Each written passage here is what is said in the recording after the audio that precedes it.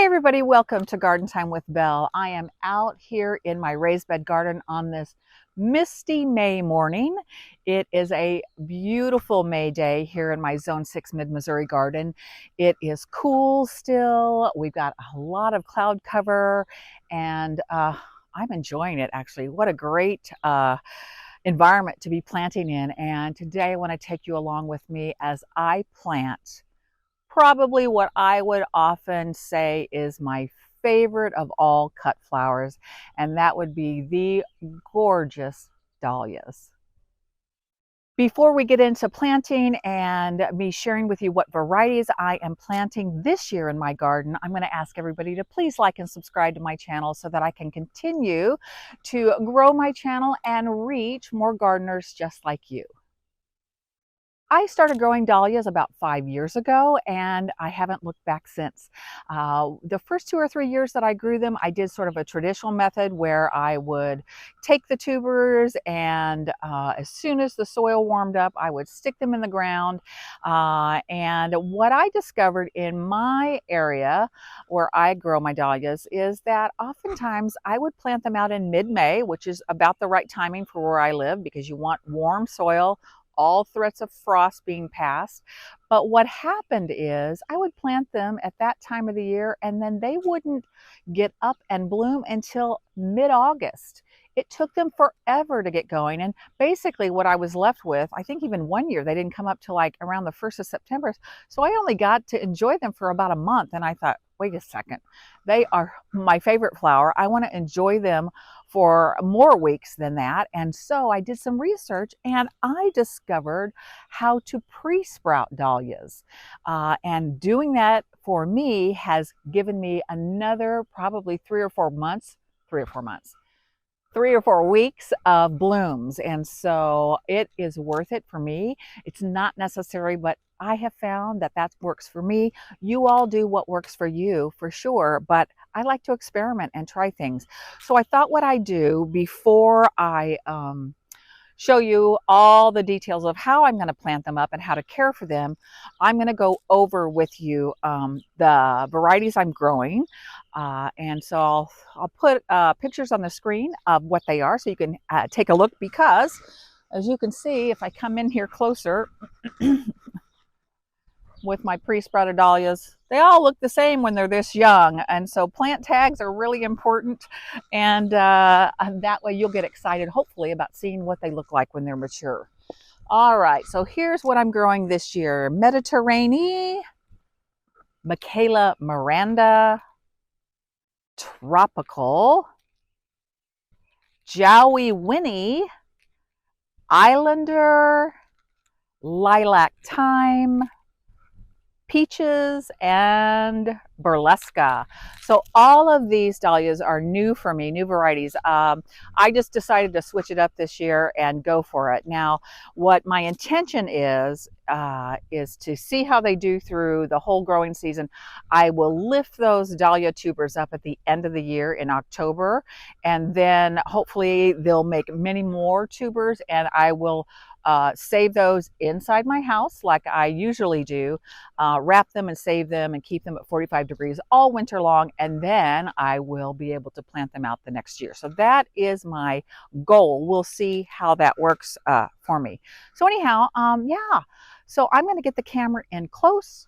We're going to go over here. I've already pre-dug the holes just because you don't need to see me dig another hole. You've been watching my videos lately, and it is just dig, plant for pretty much the month of May. That's what I'm doing in the garden. So I pre-dug my holes. I am going to be planting these pre-sprouted dahlia tubers about 4 inches deep. General recommendation is to plant your tubers 4 to 6 inches below the surface of the soil, and that's what I'm going to do today. So let me bring the camera in, give you a close-up, and I'll show you some of the other tips and tricks I use to grow gorgeous cut flowers. So I thought I'd bring my tray in just a little closer to the camera so you can see what they look like when they've been pre-sprouted. And yeah, they've been in the tray, I don't know, about gosh, 3 weeks maybe. I did a whole video on how to pre-sprout dahlia tubers, so I will let you all watch that. I'll put a link in the description below. So I just wanted you to see. They come with plant tags, which are very, very nice. And oh my goodness, White Flower Farm is who I purchased my tubers from this year. I typically would go with Swan Island, but Swan Island, as great as they are, their tuber prices, like everybody's, have gone through the roof, and I thought I would give White Flower Farm a chance this year. All right, I'm going to get these in the ground, so come along with me and let's get these planted.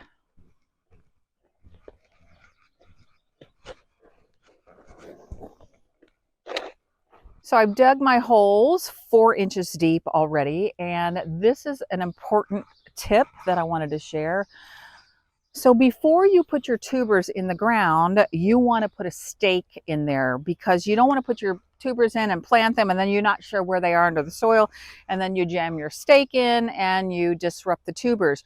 You need to stake your dahlias. There are some short varieties that don't need staking, but all of the varieties that I am growing are going to get everywhere from 3 foot to 4 feet tall, maybe even 5 foot tall. And so as they grow, I will attach them to the stake just to give them extra stability. They produce such glorious flowers, and sometimes their flower heads are rather big, and you can imagine the heaviness of the plant. And so this is a really great idea. So yeah, you want to get your stake down in the ground before your tubers go in. So that's all I'm going to do now, and then I'll show you the next step.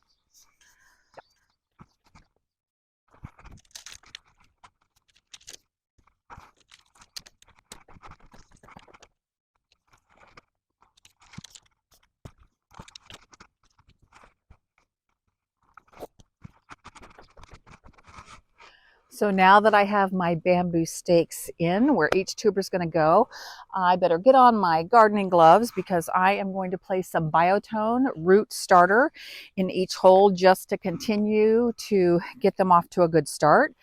So that's going to happen. Biotone in each hole. Then I'm going to place the tubers 4 inches down. Now you saw the pre-sprouts. Some of their sprouts are going to be sticking up above the soil surface, which is great. So that's nothing to worry about. So for the tuber itself is going to lay horizontally as best as you can. And these are in clumps, so I will nestle those in below the soil surface. And then I'm going to actually use my awesome sauce, my special sauce for lots of things. And that would be, I am going to top dress each hole with a Land and Sea organic compost. This is a raised bed. It has really great soil. However, I use these beds year after year. I don't swap the soil out. I continue to amend them each year with some really high quality compost. I know my pH of my soil, and I usually do a soil test every 2 years. I actually take my soil to the University of Missouri Extension Service. They have a service that they'll test your soil. There is a fee for that. I think that's really a smart thing to do, so that if you're going to amend your beds with something other than compost, which is a natural occurring product, but you know, fertilizers or whatever, you want to periodically know, do my plants need nitrogen, phosphorus, potassium, what other macro and micronutrients? And those soil tests can really give you a lot of, I think, helpful information to really make for healthy plants.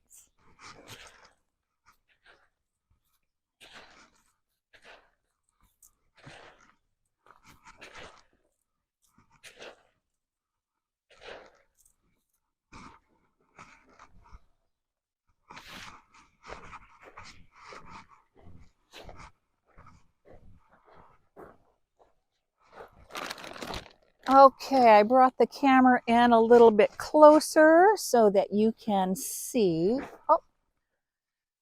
me put in my tubers.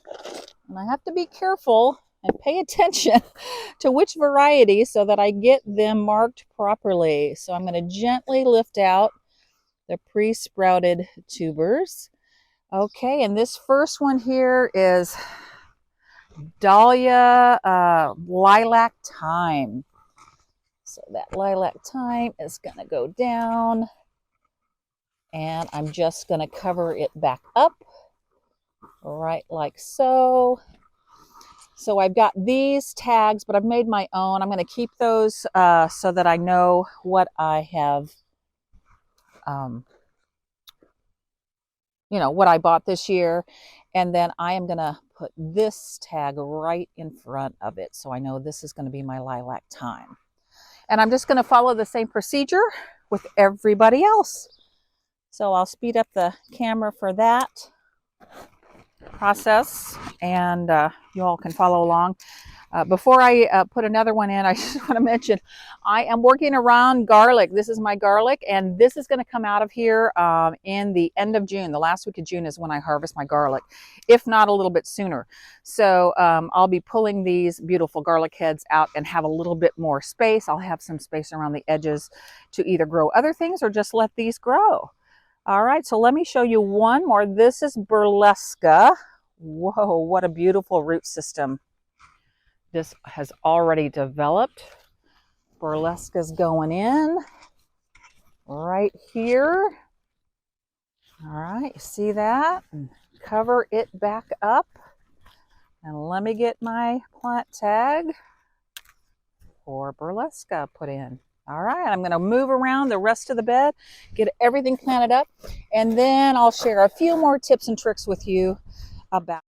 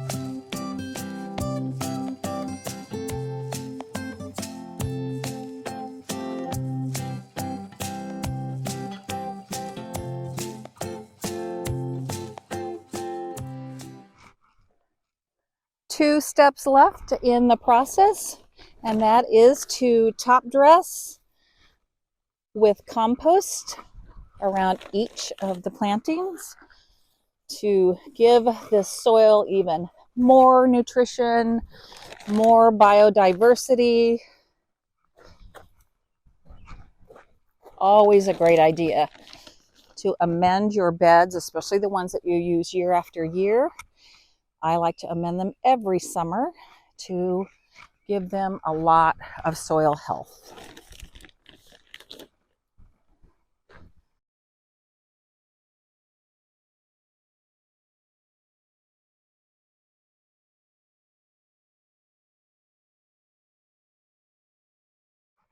So all that is left for me to do is to get my drip tubing in place exactly where I want it, which I'll do here in just a little bit. I will lightly water them in and then let the drip do its job for sure.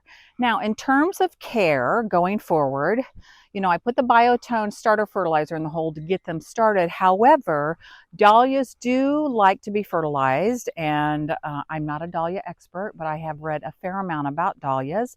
And the general recommendation is you fertilize them about every 2 or 3 weeks. And what's most important though is the type of fertilizer you use. So a lot of the experts say cow manure is a great fertilizer, but most importantly, if you use a granular fertilizer or a water soluble fertilizer throughout the summer season as they're growing, you want to make sure it's low in nitrogen. So I thought I'd just go ahead and show you all what I'm going to be using to fertilize my dahlias. And again, NPK is represents the nitrogen, phosphorus, and potassium, and there are 3 numbers. that you want to look for on your fertilizing. And it is best, as I said, low nitrogen. So the first number is nitrogen. In this case, Jack's Blossom Booster, that number is a 10. The second number, which is phosphorus, is a 30. So you want to try to look for something that's the first number is whatever. The second number is at least twice as much as the first number. And then it's a 20 for potassium.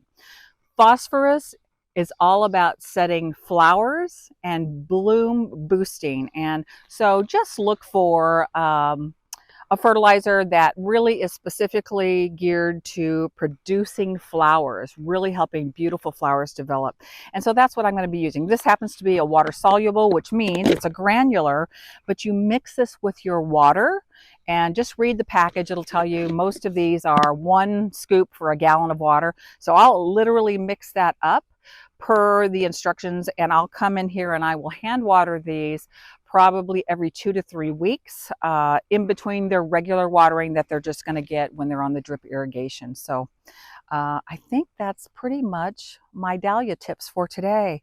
So thank you guys so much for hanging out with me today as I got to put in 8 brand new varieties of my favorite types of flowers, and that would be the beloved dahlias. You know, I will bring you updates. I'll bring you along and let you know how they're doing here in my raised bed garden. As always, follow my monthly garden tours, or I call them walkabouts. I try to film the last week of each month and give you guys an update on what's happening, and follow up on, oh yeah, whatever happened to those dahlias, Belle? What are they doing now? So I will for sure feature these beauties because wow, they're going to put on an amazing show. We have to be patient. It'll be at least a couple of months before they start flowering, but it is totally worth the wait. So until next time, I wish everybody out there happy gardening.